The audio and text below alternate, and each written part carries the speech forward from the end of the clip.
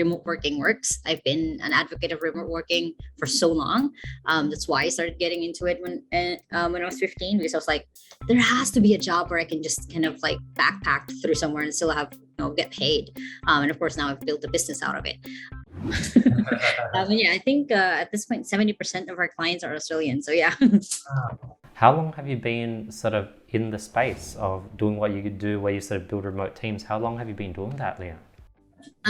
So I started working online, like a freelance writer, when I was 15 years old. I got my first client. Just one of my Facebook groups basically said, "Hey, how are you?" I'm like, "I'm 15, but sure." So I've been doing this for about 11 years. I'm 26 right now. But to XU, my company is about 2.5 years old.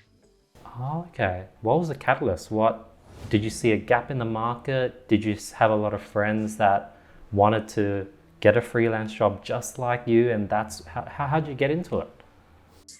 There was multiple different factors.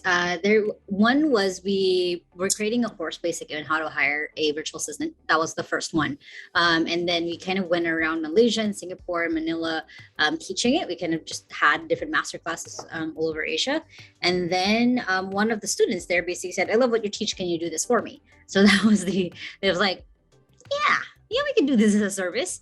So it was that, and then before that, I was running a US publishing company as an outsourced CEO. So kind of knew the ins and outs of hiring and managing people online. So I just did it as a service. That's amazing. How does sort of the service work? Do you sort of come in, companies reach out, be like, hey, I want to build a remote team, then you recruit everyone? Sort of break down how does the service sort of work? So for us, because ours is really remote executive assistant, it's not a team right away. So we really try to we basically someone reaches out, like either referral, someone find out on our website or our content, and then we can go ahead and kind of find out what kind of assistant they need, if they need someone full time or part time, because we only do full time, and then we find their assistant based on attitude and personality. That's the first one, other than the skill, because the skill is a given, but personality and attitude can't be easily taught. So then we kind of filter for their mindset, the way that they think of work and stuff. Like an easy filter for us, like we always talk about, like the biggest thing that we do in the company is self-development. And when someone says they're not into self-development, they're not going to be able to work with us. Kind of that, like that's well, at least my own focus when looking for someone. And then once we the client says, yes, this person's amazing, we want to start working with them, then we kind of jump into a whole 90-day program that we have set up for all of our clients, where we set them with making sure the assistant working on the right task, the systems, everything else, and then get them up and running and kind of just manage the EA and grow them as they go. That's amazing. And has this sort of business been all word of mouth? Is that how it's grown over the last 2.5 years, or do you do any outreach or sort of, how do you attract sort of clients that need your help? Well, the biggest one is I joined An Accelerator. It's actually based there in Australia, called Dent Global. That was the where I got a lot of my clients, just because I kept just showing up and kept asking questions, and then like of asking for advice for my company. And of course, those people were like, "What you're talking about, I like it. Let me work with you." And of course, since then, it's been referrals also from that, of like other people liking, and of course, our clients referring. Yeah. That's super cool. And is it like a recurring basis, or once you help them hire an executive assistant, it's finished? Recurring. We basically manage and take care of everything else in the background, so their assistant can like make sure that they're not worrying about their pay, their insurance, anything else. We take care of all of the employer stuff for them. Wow, interesting. And then I guess why sort of hire one executive assistant for each sort of client? Why not just have like a team work on everyone and sort of rotate between clients? Or what's your thoughts on that process? One-on-one really works best if they've never done this before, if they don't have like any other employee or a one-on-one employee working with them, because some of them will have like business partners or like freelancers. But like the effect that we have, which is why 2XU, is the second brain effect. If they're working for other clients, they're not having those ideas in their shower, they're not having those like, oh my god, if you do this one thing, it'll be so much easier. Versus the other one, for the team, it really is a little bit overwhelming if you hire like 5 people all at once if you're not ready. So that's why we one, and some of our clients, add another one, and they start building that team themselves. But we always recommend that they start with one.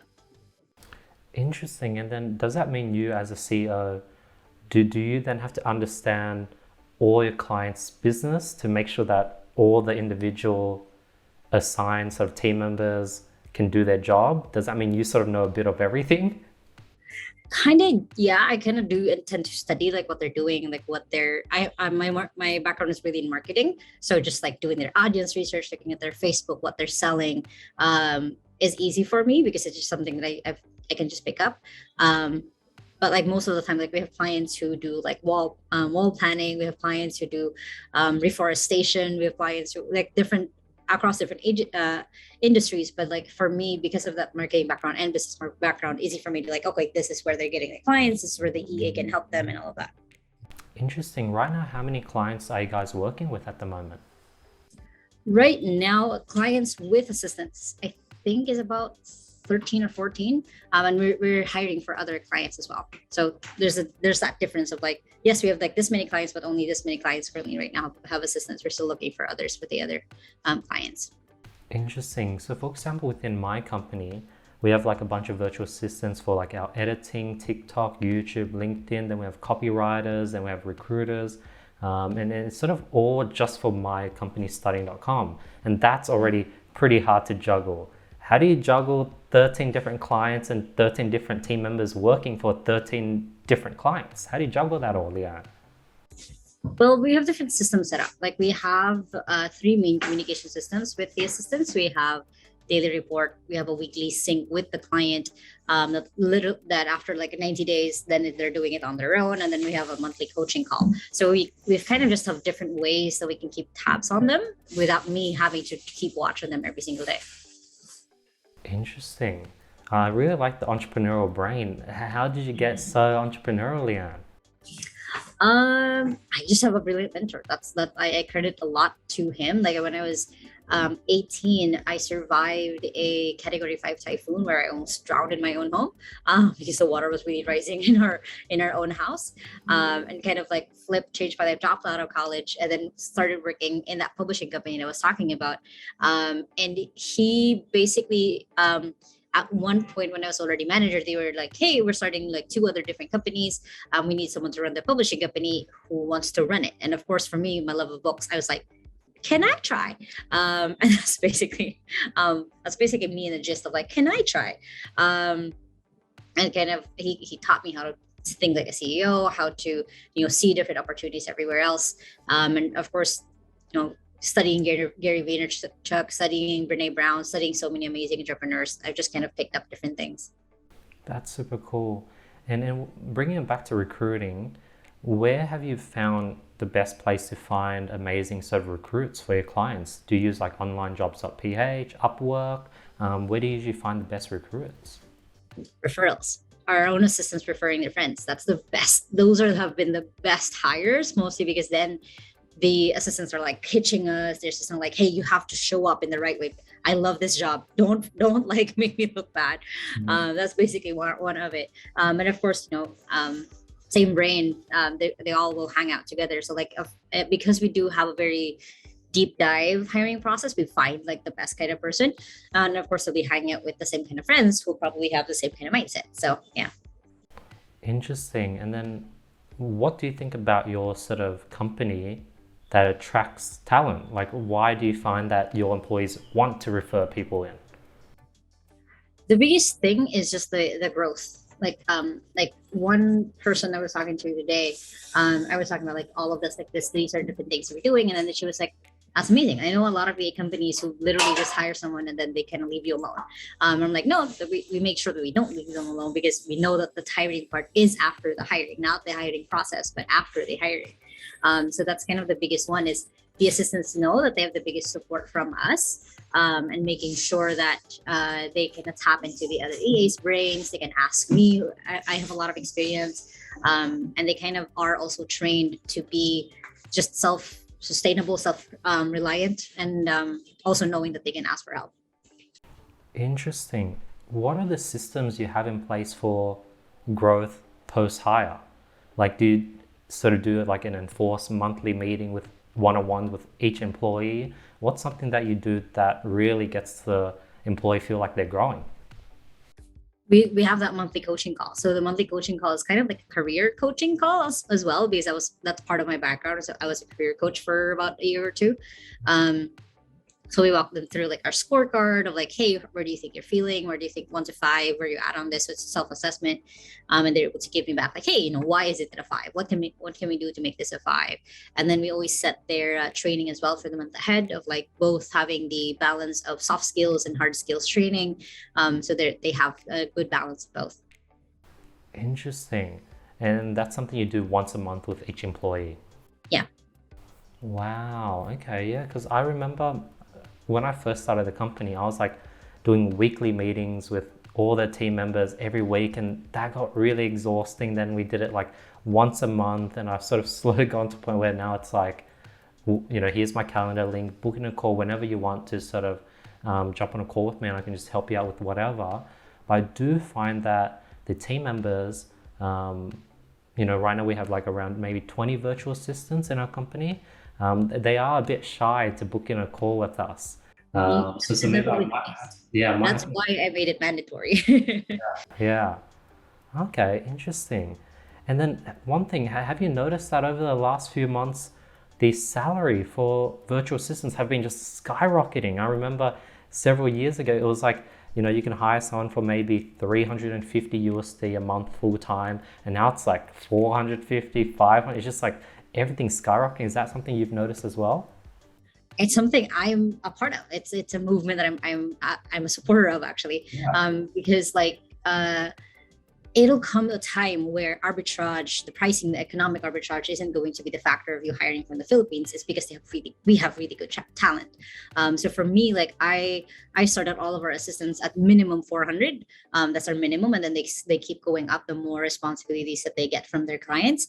And that's kind of just how we kind of I support that movement, because of course like it'll come to a time where we might be ended up like charging like $4,000 to $6,000 per assistant, because that's what they're worth, because we're training them that way.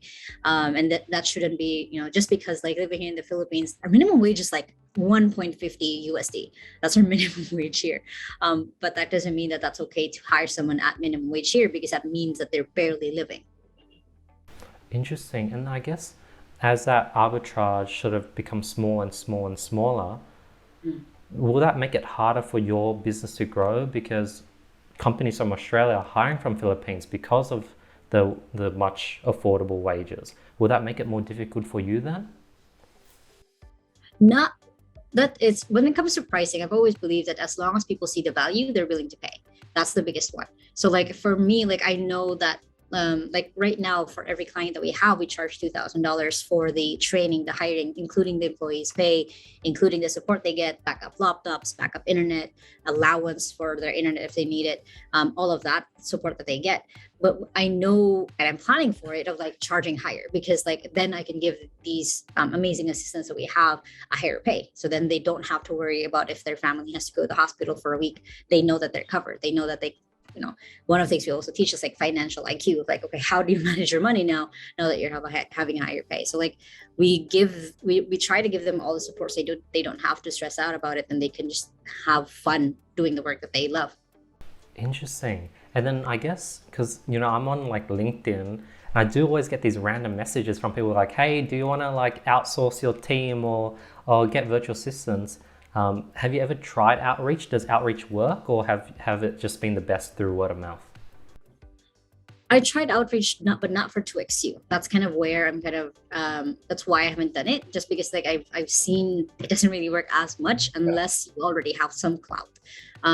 But then now that 2XU does have some clout, we don't need to do the outreach side. So it's been kind of a fun kind of balance, seeing like, oh no, we don't have to, because we have this. That's cool. And then I guess, is it sort of for all your clients, is it just paid by month, and if they want to stop, they can stop whenever, or is it usually like a 6 month sort of period? What do you usually do? We usually just have an open contract, just because we never know what happens. So like they pay month by month, they always pay month ahead. Because then like for example, like we had a client where she just kind of ran out of tasks to give her assistant. That was kind of just what happened. Her business changed so much that she doesn't need her assistant anymore. She's like, sure, we'll return the deposit basically for the month ahead. No worries, we'll take care of the assistant. We'll keep them and find them another client. Or we have clients who had a baby and couldn't go back to her business anymore, like stuff like that. So like we put that as consideration, because of then on the other side there'll be assistants who also probably need to leave. Like one of our amazing assistants left, and I'm still chatting to her because we just became friends. Left because she basically got her aviation job back because flights are coming back. So then we were like, okay, we'll take care of the client, we'll find them another assistant. You're amazing, we're partying as friends, anything else you need, basically stuff like that. So we kind of just have that open because life happens. Makes sense. And I guess what's the average sort of lifespan of each client? Like how many months on average do they usually stay on usually? Average is a year. Mostly because 2 weeks has only been here 2.5 so far. But average has been a year. We have clients who are coming up on their 2-year mark. We have clients who are coming on the year mark. We have some clients who, hey, this just wasn't for them. Or at one point we were experimenting with doing night shift. Like we have like 30% of our clients are US. So we tried night shift. Didn't really work. So of course we had to like take care of the assistant and all of that, because the high intellectual work of being an EA versus just being a VA is so different when you're doing night shift. So it was like a little bit hard to find that balance. Interesting. And do you guys sort of hire or have members for like development or sales or editing, or is it mainly all just sort of assistant and sort of like emails and sort of virtual assistant type positions? So the main difference between a VA and EA is the VA, for example, just mostly does like specialized tasks, like exactly what you're saying. Like they're an editor, they're a writer. For an EA, they become a jack of all trades, mostly Jill, because all of our staff has been female. What does Not EA stand at for? all. Executive assistant, sorry. Okay, Yeah. I've been seeing EA without explaining, but yeah, executive assistant. Yeah. So like for us, like they become just like they do editing, they do some not web dev, but web work, like updating websites. They do marketing, they do some sales, like doing outreach. We train them on different things, and the main thing that I always tell clients is, remember, they're not a unicorn. They're not going to be able to do everything in your business. You still need experts to do X, Y, and Z. And then how do you sort of how do the EAs sort of communicate with the clients? Do they have like a Slack channel, and then the client just sort of sends, hey, can you do this? Hey, can you do this? Here's a link, can you do that? How do the clients usually communicate the instructions over to the EAs? It depends. So different clients will have different systems, because we always try to adapt to whatever current system that they have instead of forcing them into, a cookie cutter that we already have. So some of them will have Slack, some of them on WhatsApp. Some of them will have just a system like Trello, for example, where that's where the client will add the tasks for them to do. But most of them will have like a main communication system, because that's one of the things that we set up with them right off the bat. That's super cool. And I guess how has your journey been like over the last 2.5 years, Leanne? What's the biggest difference from prior, when you're sort of working in a company doing the publishing? You're like sort of a mini entrepreneur yourself, sort of taking over that sector. But what has the last 2.5 years been like, Leanne? Well, the funny thing is the 2 of those 2.5 years has been in the pandemic. That's the fun part of it. We literally got our first client October 2019, and of course 4 months later we were starting to get on lockdown. So that's been kind of the more interesting part of it, was the further proof that remote working works. I've been an advocate of remote working for so long. That's why I started getting into it when I was 15, because I was like, there has to be a job where I can just kind of like backpack through somewhere and still have, get paid. And of course, now I've built a business out of it. So the last 2.5 years has been growth mostly in me talking, because I'm a natural introvert, and I had to learn how to speak. And before 2 weeks was officially started, that's, like I said, I was speaking in Malaysia, speaking in Singapore, I was doing classes, but that was the biggest one. And of course, then developing my branding, developing my YouTube channel, my TikTok, Instagram, everywhere else, to kind of keep growing to exceed that way as well. That's amazing. How is that growing up? Tell me about the personal brand route. Well, what catalyzed you to grow your personal brand? I guess Gary Vee probably is a big sort of catalyst, but tell me about that journey to grow your personal brand. Well, I've always been, and it was kind of just a natural thing for me because when I was 15 years old, when I was doing that writing, I already had a brand. I didn't even know that that was what I was doing, but I dubbed myself at that point, the imperfect princess. I wrote poems and stories and essays about how it's like to be this angsty 17, 16-year-old. um, that's kind of how I already kind of had. And then when I was 20, I changed it to traveling pygmy because I traveled a lot. So I've always had like different brands. It's only been recently that I've just stuck to my name. And like it's come just again naturally of like me having some sort of a stamp that when people see this, like, oh, this is Leanne, this is Leanne's work, this is what she's doing. So like in the last 2 years, of course, then my branding has exploded just because I've been on just different platforms. I've found my voice of what I wanted to talk about. So it's been fun. Yeah, because I do find that you are sort of confident. You sort of do know who you are. You don't really try to change. I can definitely feel that. Tell me about, has that always been the case? Have you always sort of been confident and sort of known who you are? No, no. It's been an up and down for sure. Like especially like mental health wise. Like after the typhoon, I went through PTSD, went through chronic depression, went through severe anxiety, went through. At one point, I was almost diagnosed with borderline personality disorder. So it's been up and down for sure. But the biggest constant one is just the fact that I love learning. So that's kind of where I kind of stuck with. Like anytime that I was lost, I know I can fall back on that. So then on my branding, that kept showing that the evolution of my brand. You can see like this angsty teenager became this traveling because then I was working remotely, and then I became at one point my branding was called virtual ate, which is like online older sister. So then they can ask me questions about how to become a virtual assistant, and then now I'm just owning being Lai Lacaba. So it's been just an evolution of me burying myself under these names until I got to the point of like, yeah, this is me. Interesting. Tell me, how did you sort of get through all those hardships, the PSTD, the depression? How did you come out of that, Leon? It was a long journey. It's only literally in the list recent like 6 months that I've been better, and that was me ongoing for like almost 8 years of that struggle. Because typhoon happened a few years later.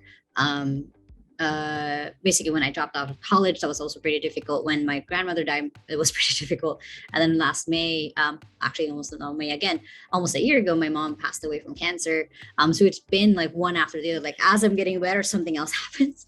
And it's the first time in a while that I've been feeling better. The biggest one is just I just found a really good therapist who like got me a lot of like really good coping mechanisms, got me a lot of like, okay, this is how you can think about yourself in this way. And like I'm really happy to say I've never been on any medication because like I really wanted to try, okay, how can I fix this myself without having to rely on something else? Because I was also asthmatic kid and I got reliant on the puff, what's that called, inhaler. So then I've since then learned, okay, don't be reliant on medication, find other ways to fix it. And it fixed my asthma. So now I like, maybe I can fix depression, basically. Tell me Yeah. about those coping mechanism. What's something that I think maybe if someone's listening to this, because for example, me, I definitely feel the ups and downs, and there are days I wake up and I'm just like, man, like I just don't feel motivated today. I just don't want to get out of bed. Obviously, then I sort of force myself to get out and I do my morning routine. That sort of gets me back on track. But there's those days where I worked out, cold shower, had breakfast, and I sit on the table. I'm like, I don't want to do work now. I had those days yesterday, basically the last 2 days, because we kind of had a little bit of problems with like clients and stuff, and had to deal with assistants, dealing just the usual work. But then every time we like have problems with clients, that affects me still. Of like, I worked so hard to get that client, blah blah blah. I really didn't want to Yeah. lose them. So I Yeah. had that day yesterday, and usually what I do is I let myself wallow. That's kind of what I do. Is I instead of fighting it, because I will fight for it, and of course, like you said, I'll go to the gym, I'll do this, I'll do that. If I'm still feeling the same way, I just kind of let myself be that. Like I show up still. Like I showed up still to my meetings yesterday. I did all of it, but most of it I was reading Pride and Prejudice, going through TikTok. But then today I was like, you know what, Leanne, we did it. We did the wallow. Now we're gonna take everything back. So that's why I did like my makeup. I barely do any makeup. Like wore like a dress that makes me feel pretty. I like and I've been in meetings since like 6 a.m. and it's like 12 right now and I'm just crushing it. I'm like, yes, we're gonna get back on track. So that's kind of like one of it. It's just like I do let myself feel it, and know that I can't. That it is it's a pattern. It's not a circle. It's a pattern that I go through, and then I know that I do get out of it. So I just trust that process that I have gotten out of it. I trust that part, and remember, hey, I can be okay. God, when you say wallow, what does that mean? Does that mean embracing it? Or Kind of just accepting that today I'm a bum. yeah. Like yesterday, I after a meeting, because my bed is like right next to my desk, which is probably not the best. Like after a meeting, I roll to my bed and I'm like, and then with 5 minutes before a meeting, I roll back in and like get myself ready. I'm like, okay, I'm here for the next meeting. So that's kind of like what I mean by it. It's like I do let myself feel like, okay, this is why I'm feeling this way. I try to rationalize it. Those like my therapist was in cognitive behavior therapy, so that's what I love. A lot of what she taught me. So I kind of walk myself through those steps that she taught me, and yeah, just kind of managing it. Because I don't think anyone really fully heals from depression. It's kind of just there. It's just now, how do you cope? How do you get out of it? Yeah, and I do feel like it's like our brain isn't used to having so much content and knowledge being thrown at us, and it's overwhelming, I feel like. And I do feel like the reason I think I get depressed is sort of, I think for me, depression is when I'm just no energy. And when I have no energy is when my brain is exhausted. And when brain is exhausted is when I'm just consuming so much content, learning, and then it's sort of just, it's depleted. And I just can't feel sort of dopamine, I guess. But I can totally relate, because I think last week I sort of tracked my days. I sort of like, a green day is when I'm like at 100%. You have a mood tracker? A red day is like probably below 100%, where I didn't sort of get everything on my checklist sort of completed. And I had like 7 green days in a row. And I was getting a lot of sleep. It was back to back. And then the last 4 days, red. Yep. That sounds familiar. Yeah. Like I did the bare minimum, and I'm pretty like, my bare minimum is quite a lot, but I didn't sort of get those extra things I sort of wanted to do. And I think I caught up on 3 different shows. I watched a season on each show. I don't watch episode each week. I just wait for the whole season to finish and binge the whole season. It was like 3 days in a row that I spent like 6 hours in front of the TV. And I think like it's probably definitely needed, but at the same time, I know that's not the best way to recover, because it's 6 hours going to the beach. Probably you recover way more than 6 hours in front of the TV. But now I finally caught up on everything. I closed that loop, and now I can just focus. But yeah, I can definitely relate. Yeah.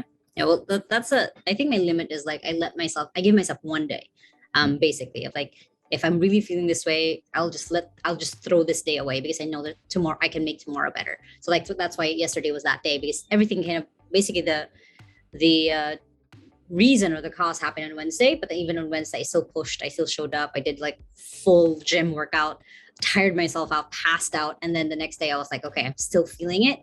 Let's feel it today, and then tomorrow we'll change, we'll shift. Yeah, 2 things I noticed is like, I do notice that when things aren't working out, something happens, it's really painful, because, for example, you don't want to lose a client, you don't want to have to do a refund. And that pain, you want to sort of ignore it by going on TikTok, going on social. You're trying to sort of ignore the pain, and I can feel it happening. I just don't want to deal with it, and it sucks, and I just want to get myself distracted. So I can definitely relate with that. Yeah. So yeah, just kind of let yourself feel it, because then the more that you push down, of course, we know that's not healthy at all. So like, I do let myself process it. I do walk myself, like, just because we might be losing this client doesn't mean we're not ever going to get clients. So like that, one of the first things that I taught about therapy is that we have like the black and white, especially when I was anxiety depression, we always see things in either black and white, 0 to 100. So I kind of make sure that I don't go to the 100 all the way. So like, no, there's like this middle ground. We'll find another client. We'll work on this. We'll make the systems better. So then this doesn't happen again in the future. So kind of that kind of making sure that I'm separating my thoughts from myself, because of course we're one of the things that we're taught is we're not our thoughts. Exactly. And I think one of the things that I heard you say was that, you were, I think you were sort of exhausted, then you took a whole day off, but then you sort of were still not fully there the next day. That's something I recently learned as well, where in my mind I was like, okay, if I take a whole day off, I get like 10 hours of sleep, I should feel good tomorrow. And I was sort of disappointed when the next morning I woke up and I was still exhausted. And what I'm learning now, it takes a few days to fully recover, and I'm treating my brain and my mental state like a muscle, where if your muscles are sore, you can't expect one full night of sleep to recover your muscles. It might take a few days, and that's sort of why I'm clicking. And I think that's what I've noticed you've noticed. Yep, for sure. Okay, and then I guess tell me about your team. Like, has it been sort of fun sort of building this team and sort of multiplying yourself and having people that maybe looked up to you or watch your content, now they're sort of working with you under your company? Tell me about that process. I do. That was one of the weirdest experiences that I had. Was the first time I ever interviewed someone who watched my TikTok content for months before they and then they saw that I was hiring. That was one of the weirdest experiences. I was like, someone watches my stuff. Like I know people watch my stuff, but like it's people watch my stuff. That was basically that feeling. And then my team, like all of the assistants, I always like I love every single one of them. And I'm not just like saying that. You ask them, they will say like, yeah, no, Leanne takes care of it. Because like that's my I treat the employees the way that I want to be treated if I was still an employee, basically. I make sure that they know that they can just take a day off, as long as of course they talk to their client. They know that I'll do everything that I can to support them in whatever that looks like, whether that's being able to, again, take that day off, whether they need me to kind of be the middle person for their client, like, hey, this is making them feel uncomfortable. Okay, how can we fix this? So they know that I have their back. So then they know that they can just do their thing, and we back them up. And also like our admin team inside of 2XU, it's been fun building mini me's, which is funny to say, but mini me's, but they are their own person, of like extending the different systems that I have in my head of like, okay, you're in charge of this part of my brain now, so I don't have to worry about that. You're in charge of this part of my brain now, so I don't have to worry about that. So I basically, of course, had to live up to the very system that we're advertising. So I've made sure that, that's part of 2XU. Has it been hard to sort of train your team? Because do you ever find yourself you're having to, maybe you're a perfectionist, maybe you're really, really good at your job, and it's hard for people to meet, or your team members to meet your expectations. Has that ever been an issue? Not really. And again, I credit what I've gone through in life and also just therapy, because like I know, like I said, that's why our policy is like very open contract policy, because life happens. And it's the same thing with our assistants. Like I'll have standards of like, okay, if you show up, you need to show up like 5 to 10 minutes before an interview or a call, because then you never know if you're having internet problems or anything like that. I teach them different etiquette basically. But then I know there are days where you have to rush your kid to the hospital all of a sudden, or there'll be days where like you just wake up with a migraine, and that's never like anything that you did on purpose. As long as we have that open communication, we're kind of like, okay, we're good, we're set. As long as you tell me if you are having a bad day, or this happened or that happened, or the client said actually something inappropriate to you, and now we have to deal with this now, then we can solve anything together, as long as you communicate and not just keep it to yourself, because that's a very Filipino culture thing of keeping it to yourself, especially when working with foreigners, because naturally, and I remember being that person of being really shy to tell my boss, like, hey, I think this is wrong, but we're going to keep doing this kind of feeling. So I teach them that it's okay to make mistakes. It's okay to keep trying, as long as we communicate and talk about it, then you don't hide it. Interesting, because like within my company, like one of our employees, for example, she used to create TikToks for us. And then, I'm like seeing her repost old TikToks. I'm like, we need to create new TikToks, and I want you to take my YouTube content and create TikToks. And I'm like, I feel like I'm repeating myself, but then I know she's a bit younger, and maybe it requires me to repeat it many times. And then there's other employees where, I sometimes send out messages to check in on them, and they don't reply. And then I'm like, but I want to hear your thoughts.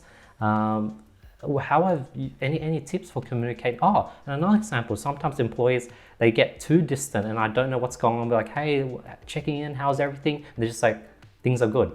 But I'm like, but things are not good. You're like, you were so present a few months ago and you're not present now.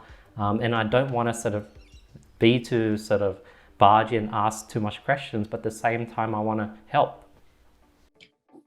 I remember being in that stage. It's basically all starts with culture. Like when I do the interviews, I tell them what the company values are. I tell them like, other than the company values, there's 4 things that you need to know when you're working with me. 1 is I'm really strict on time. 2 is I expect, not even, ask, but I expect honesty and transparency. If there's something wrong, I would rather hear it directly from you rather than hear it from someone else. 3 is what I just have been calling the complaint-free policy, where anytime that there's a problem, we work towards solving it. We just don't say the problem just for attention, for people to know that we're miserable. We say it with the intention of solving it. And the last one is just like saying, we're always encouraging speaking in English, because we're now different languages, because we have cross dialects in here in the Philippines, and of course our clients are all foreign. So I set that tone already, and then when they get integrated, they see how I treat them, they see how other people treat me, how the other assistants treat me. So then that kind of everything else kind of follows. And of course, like I said, the coaching call helps a lot, because then for me, because I've been doing this for so long, I can tell if someone's hiding something or someone's uncomfortable with something, or I can basically ask and dig and dig and dig. It's like, okay, what is the actual problem? So it's a lot of it, sadly, is experience that cannot be easily taught, because I went through that. I went through a time where we had to fire 20 employees in the publishing company because they were all toxic. I've gone through most of the horror stories of hiring online. So Wow. like I said, some of them can't be automatically teachable, but some of them are those tips of like setting the culture, setting what is expected, telling them or telling them that this is okay, this is not okay, and then having the regular meetings like helps. Because some people, from what it sounds like, for example, like your TikTok person, sounds like they just don't have the bigger vision. They don't have the bigger point of view of what is the purpose of her creating TikTok videos, kind of that way. So for example, for me and all of our systems, I always talk about like, this is what we're building towards. The goal for 2XU is this and this and this. Help. Basically, I say that like verbally, like how else can we make this better, so then you guys stay here longer, we get better clients, but better and better clients, and we keep raising our prices, so then I can keep giving you guys raises as well. That's amazing. Tell me about that experience firing 20 plus employees. What happened there? What made you do that decision, and how did you recover and hire a brand new bunch of people? So this is when Sil was running the publishing company. I was just 20 years old. I literally just turned 20, and I was just named the CEO of the company. Wow. Before that, we didn't have a culture. That was the biggest thing. We didn't have a culture. We just hired anyone who seemed skilled enough. We just hired anyone who said that they're this kind of person without really fully verifying it. So then we started hiring toxic employees, sadly, who just thought that this was just another job that they can do. And then it just kind of started, the usual toxicity kind of spiraled really, really to the point where they were already thinking of like, hey, let's start our own publishing company. Let's leave all of them all of a sudden one day, and like let's all quit basically all of a sudden. And we kind of beat them to the punch a little bit because we found out about it.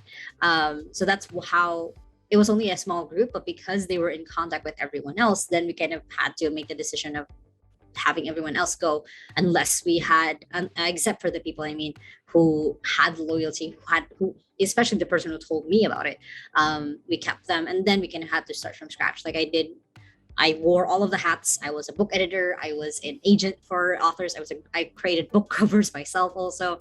And then we can just start rebuilding the publishing company. And now the publishing company, someone else runs it, who I trained, who also started as an editor. She just runs it. I just check in on them once in a while, but they're good. Wow. Do you ever worry about employees wanting to sort of leave and do their own thing. So what I'm sort of been leading on is like, if an employee wants to do their own thing, I want to support that and be like, yeah, that's totally fine. I don't want to sort of force you to stay, but at the same time, I'm like, I put in so much time, you've grown so much, and if you leave, like, it's going to be really difficult to find another replacement for you because you're amazing. Is that something you ever sort of crosses your mind? Oh yeah, especially since I'm very open with like how I run to XU. Like literally all of our standard operating procedures, everyone sees. So it's going to be easy for them to walk away and do their own thing. But at the same time, like I trust our culture. I trust the way that we treat our people. I trust that they also know how hard we're working in the background to make sure that they have everything else that they need. And also like you said, like I'm very supportive. If they do, I'm like, sure, what can we do to help? Can I support you in some way? Can I even be the first person to buy from your business if you're making a different kind of business? It's kind of just having the abundance mindset of like, yes, it's going to be difficult to replace you, but I know you'll be more than happy to train a new person, and we can find a new person, and as long as you're happy, we're good. Besides the monthly sort of training and one-on-one sessions you do, how do I make my team members feel like, hey, like I'm here for you. I want to give you, like, if you have anything you ask, if you're asking for a raise, I want to hear why you want, and there's a good chance if we list, I'll say yes. There's a good chance I'll say yes, and I'm always open to bring on other benefits and schemes. And sort of one of my project managers, he said we should do, I think it was like a health care thingy where it's like 5% each month. Like, I'm always open to listen. How do I make my team feel that? Well, first is you'll never be able to make them. It's kind of the sad and harsh truth of that. It has to be you. It has to start from you opening up those conversations, opening up, like having a day that, hey, this is the day what I would love to hear you guys' suggestions, anything like that. For us, we also semi-train the assistants to think of suggestions. So in the daily report that they send us during their first week while working with us, at the bottom of it is questions or suggestions, and they will from time to time put in their suggestions in there. We also have like for raises, we have a time, like instead of like every year, because every year it seems too long to wait for a raise, we put it every 6 months. And if they didn't reach a certain criteria in that 6 months, then they know that they can work harder to get the next 6 months. So we kind of I've set up systems because I know people are going to be shy, especially Filipinos are going to be shy to ask for a raise, especially women Filipinos are going to be shy to ask for a raise. So I've kind of just made contingencies and plans around it to make sure that they feel like, hey, I can talk to Leanne about this. I can, the other fun thing with me being trained as a coach is I know how to ask the right questions to kind of get to coax that out of them, of like asking like, hey, is there anything else that I can do to make your life easier? Like that simple question of like, is there anything I can do to make your life easier? Like, oh, actually I need to upgrade my internet. I'm like, sure, here's an internet allowance. That's part of the budget of working with this client. Go ahead. So asking like different types of questions that'll get them out of their own head helps. That's super cool. When is too many systems too many? When is having a checklist for this, that? Have you found a sweet spot? Do VAs actually want a lot of systems for sort of everything? Or do you feel like freedom helps? What's your experience with systems? Depends on the business. We have a client who has this Trello board of amazing, just checklist after checklist, and it helps them. It works. We have also clients who don't even look at their assistant's to-do list. So it really varies depending on the business, how the business is run, the personality, of course, of the client itself, themselves. But for us at 2XU, we give them the basic systems. Like, you have to have a to-do list. It can't be that you don't have a to-do list, because that's the way that you can find out what you're doing and feeling that productivity. You need to have a time tracker, so you know how long you've been working, especially on a task. If it's taking you 2 hours to go through email, there might be something that's stuck there. So we give them already the bones, basically. The client provides the meat, whatever that looks like, whether it's a very chubby system where it's huge and everything works, or it's just a skinny system where it's just bare minimum but everything still runs. Very cool. Last question. What's your plan for TXU? How do you plan to sort of scale? What do you see sort of happening in the next few years? Because I know it's a lot of hard work. You've been on meetings since 6 a.m. and it's back to back, and every client you add, it's going to be more work. How do you plan on scaling? So on scaling, the biggest one is I am training like all of our other admin to be able to take on the coaching calls. Like I'm slowly teaching like, okay, this is how you ask questions, this is how you pry, basically. Um, and then for our clients, I basically have been building this system, our program, where they know already what to expect from their EA. They know already how to work with them. If they need like a consultation call, they know that they can just book one with me right away. That's easier to do with foreign clients than Filipinos. And for scaling the plans, I have so many plans. The first one is right now we're developing an EA training course, like an actual, like, because as of the last 2 years, I've been kind of custom making one depending on the EA. I've now gotten enough data that, okay, module one is this, module two is that. So that's kind of my next thing. But the ultimate goal is to really cap 2XU at 100 clients and kind of just have that as a rolling thing, have like a waiting list and all of that, because we want to preserve the culture more than ever, of like, okay, this is our team. This is like how we take care of each other, if of each other, and making sure that we don't lose that feeling of, I've seen so many VA companies. I literally live across what we literally call IT Park, or here in where all the call centers are there. One of my best friends worked with it for another virtual assistant company for a year. Basically, felt very distant from everyone else, and I don't want that feeling. I want people to kind of still kind of barely, kind of like, oh yeah, you're from that client. Yeah, yeah. How are you? Like doing that kind of feeling. I want to preserve that. That's why we're capping at 100. But then after that, it's then attaching different services to 2XU, maybe starting a social media company that helps the executive assistant, or it just for me is unlimited possibilities of what else I can do next. Just because 2XU is it's my baby. I love it so much and I want to keep supporting it, basically. That's amazing. Are all the team members remote currently? Yeah. Most of 95% of us are in the same city here in Cebu. But we've had like two or three we've hired outside of it. But because we do once a month meetups, basically in person, just so everyone feels like, hey, I'm working for a company. I'm not just doing this alone, kind of feeling. So yeah. How do you find your time is split between your employees, your company, training people up versus clients, putting out fires, trying to get more clients, onboarding clients? How is your time split? Because now I'm hearing that you're sort of training your employees, you're doing sort of training modules. That's like a lot of time just on your company, which is amazing. With regards with working on the business versus in the business, which I think is what you're asking, in the business, the training side has been amazingly automated, mostly because we found really good books and courses that I can just give to an EA and then they can just get started on studying it. The coaching them, it's usually at the end of the month or the first week of the month. So that's kind of been more automated. Same thing with working with the clients. So like in a week, I would be working just on the business, I think probably like 20 hours, and the rest of the 20 hours is in the business. Some of them I'll even work less than that. Like last week I was on vacation. I literally just showed up for meetings. That was all I really worked for. I think I had a total of like 15-minute meetings, something like that. Most of them less than 30 minutes. So I only worked for about 10 to 15 hours last week. And that's kind of like an average of what could happen for me, as long as I keep myself to my own systems and not keep giving myself tasks and make sure that I'm like, oh yeah, I have like 3 other assistants I can give this to. So like, okay. Amazing. Good question. Tell me about the last few places you've traveled to. That's something I definitely want to do more. I've been hesitant to sort of bring my laptop to all the places I travel because I feel like that's like an extra sort of liability, and I'm trying to manage things on my phone. What places have you been in, and what's your advice for remote working? So pre-pandemic, I used to travel once a month. That was kind of my flow. And whether it was like a city that was just 2 hours from here, so we just take a bus ride, or it was all the way to Bali or to Taiwan, I would go back and forth. Um, I would do like at least 2 international trips a year. So like I had that rhythm.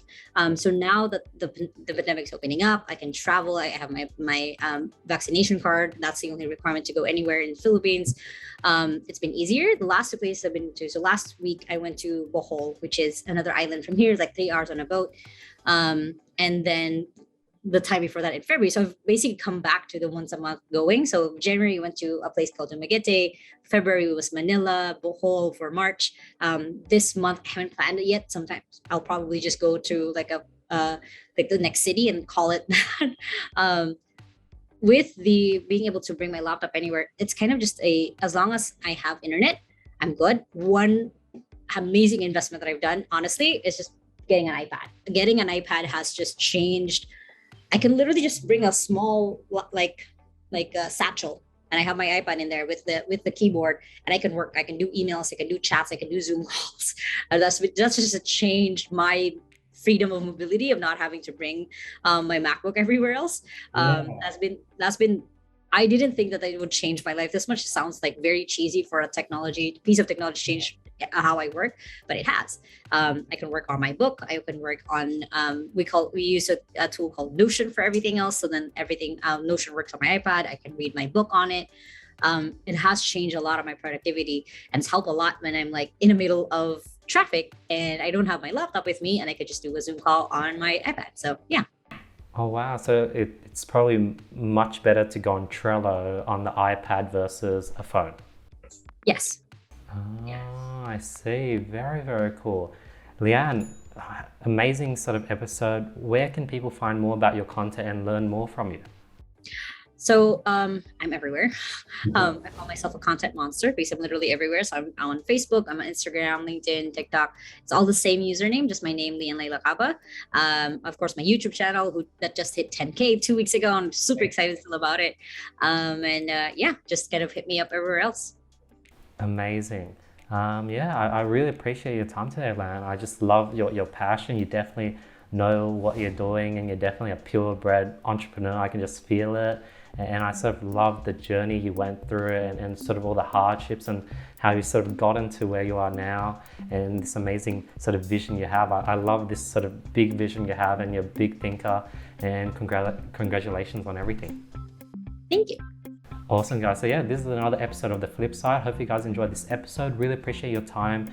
If you've made it this far, thank you so much for giving your time and listening to this episode, and we'll see you guys next week. Peace.